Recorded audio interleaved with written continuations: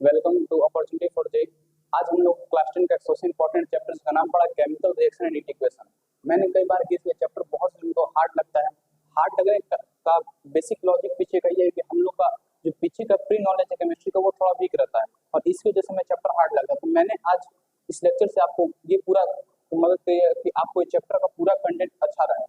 और इससे जैसे कि हम लोग सबसे पहले मैटर द्वारा आपके पास कुछ थोड़ी जानकारी होगी। Matter the substance which occupy some space and have on mass, यानी कोई भी सब्सटेंस जिसका एक अपना स्पेस ऑक्यूपाई करे और उसका कुछ अपना मास हो, ठीक है, और उसको हम लोग क्या बोलते हैं, उसे हम लोग मैटर बोलते हैं। जैसे कि एक बहुत बड़ा डिफरेंस वेट और मास में आपका बहुत बड़ा डिफरेंस होता है। वेट का एसआई यूनिट न्यूटन होता है और मास का एसआई यूनिट हमारा केजी होता है। वेट कभी भी जीरो हो सकता है लेकिन मास कभी भी हमारा जीरो नहीं होता है। और वेट हमारा कहाँ पे, अर्थ के सेंटर पे जीरो होता है। एज ए बेसिक कोई आप कभी भी गलती से ना बोलेंगे हमारा वेट जो 50 केजी है। वेट जनरली हमारा न्यूटन से रिप्रेजेंट होता है और वेट का फॉर्मूला ही होता है m इंटू जी, जहाँ पे g इक्वल टू हम लोग 9.8 मीटर पर सेकंड स्क्वायर और इसको न्यूमेरिकल को सॉल्व करने के लिए हम लोग 10 मीटर पर सेकंड स्क्वायर लेके चलते हैं। उसके बाद स्टेट ऑफ मैटर, मैटर के स्टेट में आपका मैटर 5 स्टेट का होता है, सॉलिड, लिक्विड, गैस, प्लाज्मा और बेसिक। लगभग आपके पास सॉलिड, लिक्विड, गैस की जानकारी होगी ही। सॉलिड जो होता है उसके पास मेल्टिंग पॉइंट बहुत हाई होता है, बॉइलिंग पॉइंट हाई होता है, रीजन उसके अगर पीछे का उसका फोर्स ऑफ अट्रैक्शन जिसको हम लोग FOA बोलते हैं वो क्या होता है, काफी हाई होता है। वहीं लिक्विड, लिक्विड का फोर्स ऑफ अट्रैक्शन सॉलिड के कंपैरिजन में थोड़ा कम होता है। इसी की वजह से लिक्विड का जो मेल्टिंग पॉइंट रहता है और बॉइलिंग पॉइंट रहता है इससे लो होता है। जैसे कि वाटर का मेल्टिंग पॉइंट हमारा 100 डिग्री सेल्सियस। गैस बिल्कुल एकदम फ्री रैंडम स्टेट में लाई कर, इसलिए ये हाईली कंप्रेसिबल होता है। हाईली कंप्रेसिबल होने से इसे हम इजीली कंटेनर फिल आउट कर सकते हैं, ठीक है। और यही कारण है कि आपने देखा होगा सबके घरों में एक गैस यूज जिसका नाम पड़ा एलपीजी गैस। एक रियल फैक्ट है कि एलपीजी गैस के पास आपने देखा होगा अगर कहीं भी एलपीजी गैस हमारे यहाँ से रिलीज हो रहा होता है तो हमें थोड़ा सा एक स्मेल लगता है जिसकी वजह से हम लोग डिटेक्ट कर पाते हैं कि एलपीजी गैस हमारे यहाँ से रिलीज हो रहा है। तो बेसिक लॉजिक है कि एलपीजी गैस के पास कोई भी अपना स्मेल नहीं होता है। उसमें स्मेल क्या होता है तो C2H5SH जिसे हम लोग नाम देते हैं इथाइल मरकैप्टन। वो जो गैस होता है वही हेल्प करता है आपको एलपीजी के साथ मिक्स होता है और एलपीजी गैस जो होता है वो एयर से हैवियर होता है। तो ये गैस हम डिटेक्ट कर मदद करता है कि एलपीजी गैस रिलीज हो रहा है या नहीं। अब फोर्थ इंपॉर्टेंट चीज स्टेट ऑफ मैटर जो नाम पड़ा प्लाज्मा। तो प्लाज्मा को मैंने लिख दिया, मैंने लिक्विड विल बॉयल। जब लिक्विड को बॉयल करते हैं तो ऑब्वियसली वो क्या हो रहा होगा, इवोपोरेट हो रहा होता है। आपने इवोपोरेशन का बेसिक टर्म पढ़ा ही होगा, फैक्टर ऑफ हीटिंग इवोपोरेशन की सबसे इंपॉर्टेंट फैक्टर इवोपोरेशन का टर्म हम लोग बोला जाए तो सबसे पहले टेम्परेचर, जितना ज्यादा टेम्परेचर बढ़ रहा होगा उतना अच्छा इवोपोरेशन हो रहा होगा। जैसे कि और अभी जैसे समर वेकेशन है हमारा, समर वेकेशन में टेम्परेचर हाई होता है इसलिए इवोपोरेशन का प्रोसेस जो होता है वो काफी क्या होता है, फास्ट होता है। सेकंड देखा जाए तो सरफेस एरिया, यानी जितना ज्यादा सरफेस एरिया होगा उतना ज्यादा इवोपोरेशन का प्रोसेस होता है। और इससे हम लोग ये बोल सकते हैं कि इवोपोरेशन का प्रोसेस टोटली डिपेंड करता है सरफेस एरिया पे। इसलिए हम कभी गेस किया होगा जब हम लोग जल्दबाजी में हमें कहीं जाना होता है तो अगर हम चाय का या कॉफी हम लोग यूज कर रहे होते हैं तो उसको हम लोग एक बड़े प्लेट में लेके और तो सरफेस एरिया जितना ज्यादा इवोपोरेशन का प्रोसेस जितना ज्यादा सरफेस एरिया उतना ज्यादा इवोपोरेशन होगा। उसके बाद ह्यूमिडिटी पे भी डिपेंड करता है, बेसिक और चीजों पे इवोपोरेशन डिपेंड करता है। उसके बाद आता है plasma. When a liquid will boil change into gas, obviously जब कोई लिक्विड बॉयल हो रहा होता है तो किस फॉर्म में चेंज हो रहा होता है, वो गैस में चेंज हो रहा होता है। And when energy is added so heating a gas will form a plasma. तो उसमें जब हम लोग एनर्जी को ऐड करते हैं तो जो हीटिंग गैस उसको हम लोग क्या नाम देते हैं, प्लाज्मा। उसके बाद फिफ्थ स्टेट ऑफ मैटर का नाम पड़ा BEC, जिसको नाम बोलते हैं बोस आइंस्टीन कॉन्सेंट्रेट।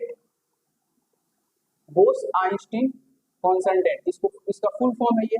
इसको लगभग सत्येंद्रनाथ बोस ने और आइंस्टीन ने 1924 टू 1925 में इसको क्रिएट किया था। दोनों ने मिलकर इसलिए इसका नाम दिया गया, दोनों के नाम पे पड़ा हुआ है BEC। ये तब फॉर्म होता है जब आपका bosons at a very low density पे कूल किया जाता है और टेम्परेचर लगभग कितना रखा जाता है, एब्सोल्यूट जीरो पे टेम्परेचर रखा जाता है। आपने एक रिलेशन पढ़ा होगा सेल्सियस और केल्विन का, तो उसी रिलेशन पे ये इसका टेम्परेचर कितना रखा जाता है, 0 डिग्री। उसके बाद अब आपके दिमाग में आ रहा हो व्हाट इज बोसॉन्स, तो it include photon and atom such as helium. ये क्या इंक्लूड करता है, ये कुछ हमारा फोटोन और एटम कैसा, हीलियम था।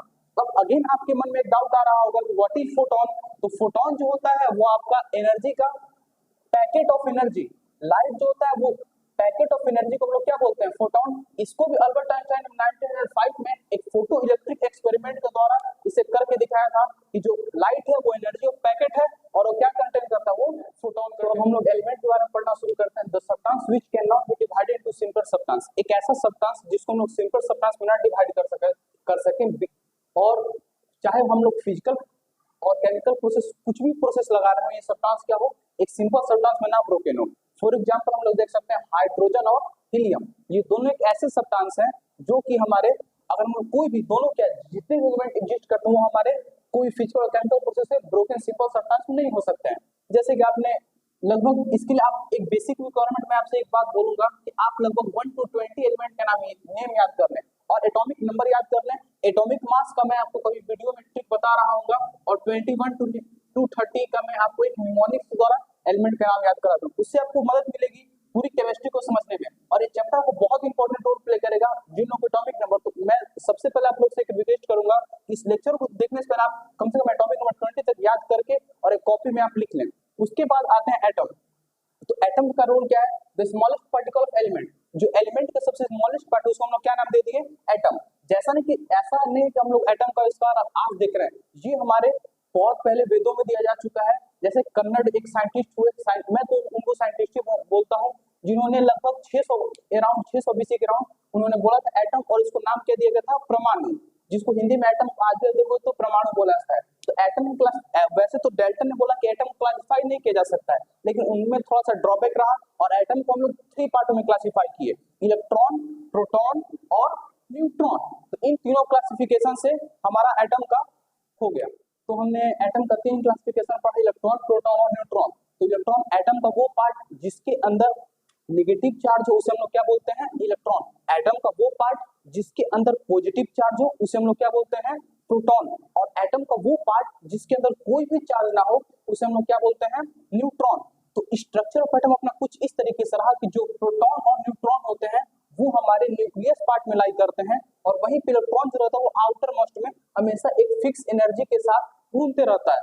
उसके बाद जो इलेक्ट्रॉन, आपने एक चीज और गेस किया होगा कि जो मेटल होते हैं उनकी जो they are good kind electricity, ऐसा क्यों, क्योंकि मेटल के अंदर यही इलेक्ट्रॉन मदद करते हैं। वहां पे आपने पढ़ा होगा कि मेटल कंटेन फ्री इलेक्ट्रॉन और इट आल्सो कंटेन और मोबाइल इलेक्ट्रॉन। तो व्हाट इज फ्री और मोबाइल इलेक्ट्रॉन, एक ऐसा इलेक्ट्रॉन जो कि फ्री स्टेट में एग्जिस्ट करते हैं उसे हम लोग बोलते हैं फ्री और मोबाइल इलेक्ट्रॉन। और ये इसमें जब हम इलेक्ट्रिसिटी करंट को पास कर रहे होते हैं तो यही जो फ्री इलेक्ट्रॉन होता है वो अपना लगातार मूवमेंट को शो कर रहा होता है और इसी की मदद से हमारे किसी भी चीज में इलेक्ट्रिसिटी का फ्लोएशन होता है और यही इलेक्ट्रिसिटी फ्लोएट होकर आपका आगे चल के 3 पार्ट बैठेगा। उसके बाद प्रोटॉन, प्रोटॉन के पास कोई पॉजिटिव चार्ज, ये हमेशा कहाँ एग्जिस्ट करता है, ये हमेशा आपका न्यूक्लियस पार्ट में एग्जिस्ट करता है। उसके बाद न्यूट्रॉन जो कि ये एक चार्जलेस है और ये आपका part nucleus. Electron, proton, neutron के बारे में बेसिक जानकारी ली।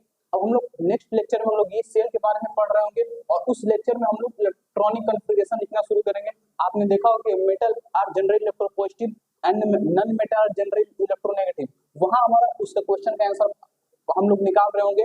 तो अगर ये वीडियो आपको पसंद है तो ज्यादा से ज्यादा लाइक, शेयर और चैनल को सब्सक्राइब करें।